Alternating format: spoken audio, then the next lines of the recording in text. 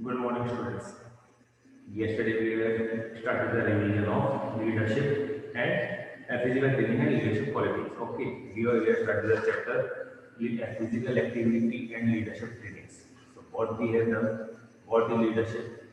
Whenever we are leading someone, when we are able, when we are guiding someone, whether it is an individual or a group, that is known as leadership qualities. That is leadership quality. What was leadership? Leadership that quality that helps in leading a group. That helps in leading a group. Now after that we will learn what are the qualities of a leader, that he should have clarity of he should have clarity in his mind what he want to achieve, what he want to do, how he want to do. After that, what a leader should be a good effective communicator. A leader should be a good effective communicator. He should be able to communicate with each other effectively and properly. He should know, okay, I have to do this work, and with full authority, he should be able to guide everyone. With full authority, he should be able to guide everyone. So we have done what are the qualities of a leader. Now, what was the role of a leader? What was leadership over? Leadership after it comes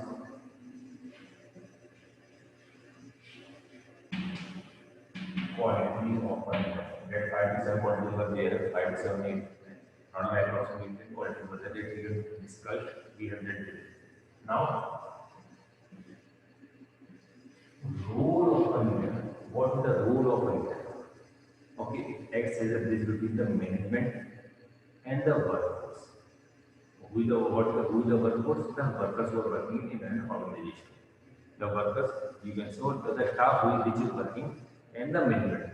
He acts as the what to say work mediator or bridge between that. The role of the leader is to plan and execute the plan smoothly.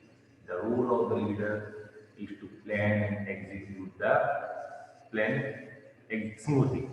The role of a leader is to communicate the effectiveness of the policies of the organization. This we had done yesterday. After that, we are dealing with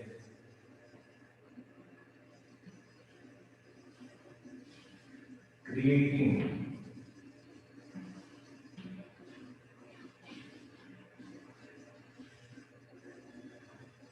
creating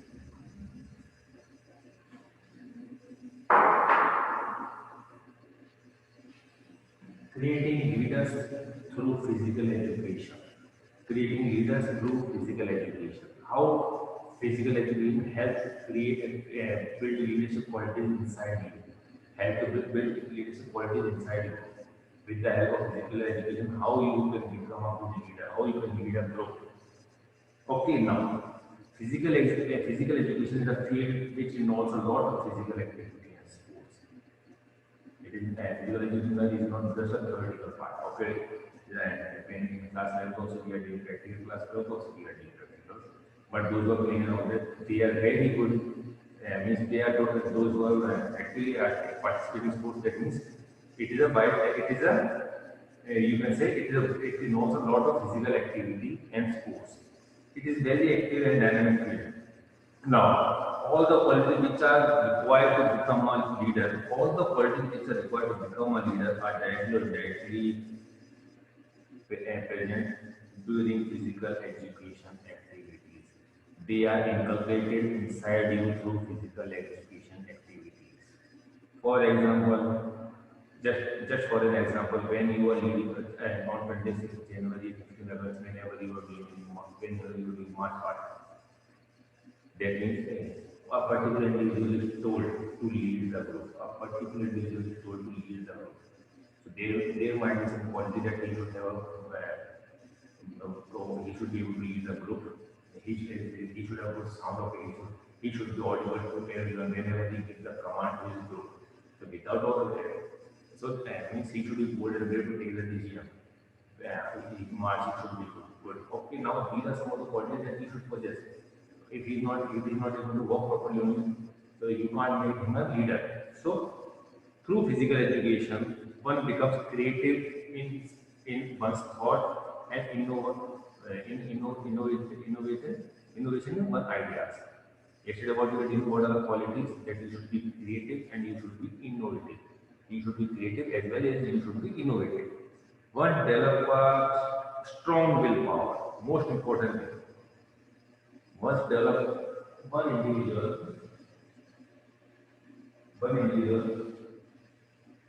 develop an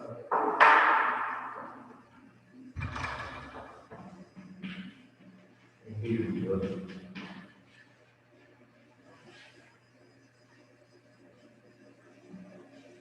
develops strong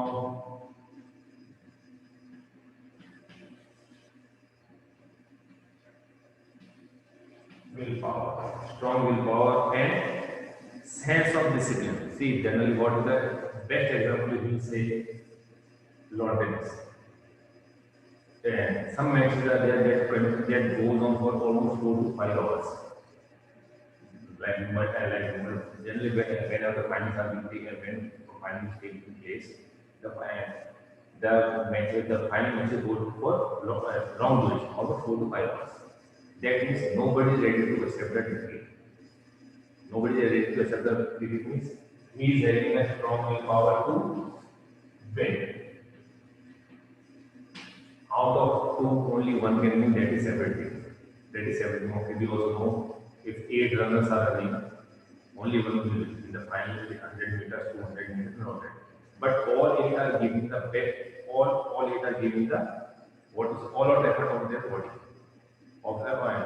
It's all out effort from an individual. He will before running only he will say, okay, I am here just for participation, that means he can't win. He can't win. But if he's having a strong willpower, okay, I am come here to win means, then only he will succeed. Then only he will succeed. Then most important quality of a player, what is that?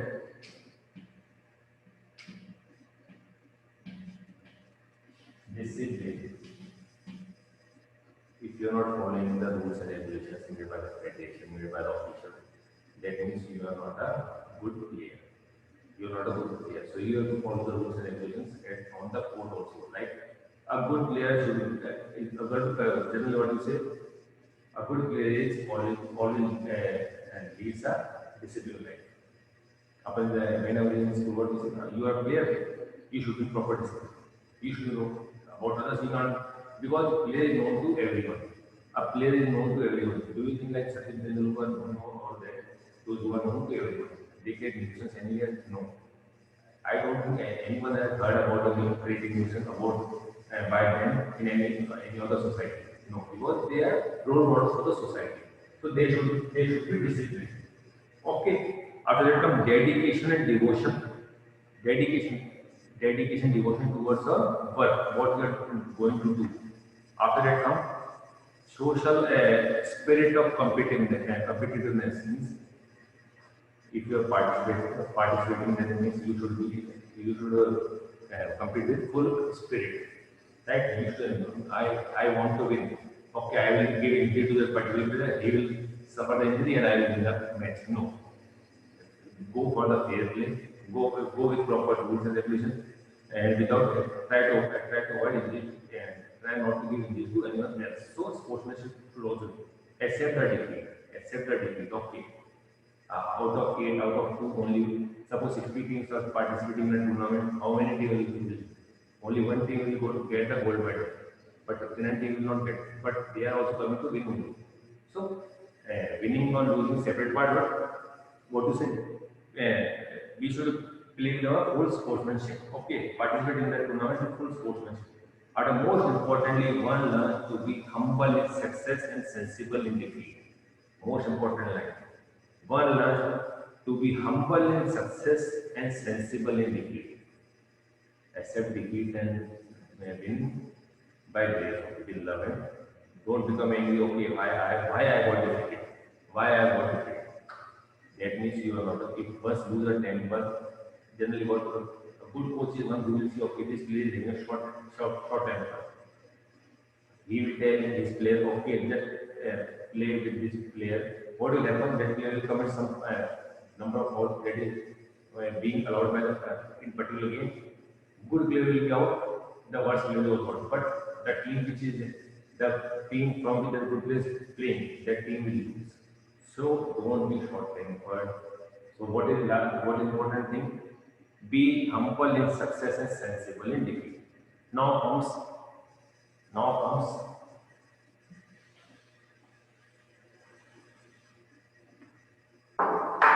next important topic. All of you, some of you might have done trekking. You might have heard about trekking, paragliding, surfing, mountaineering, all of that. So it comes under one category that is known as adventure sports.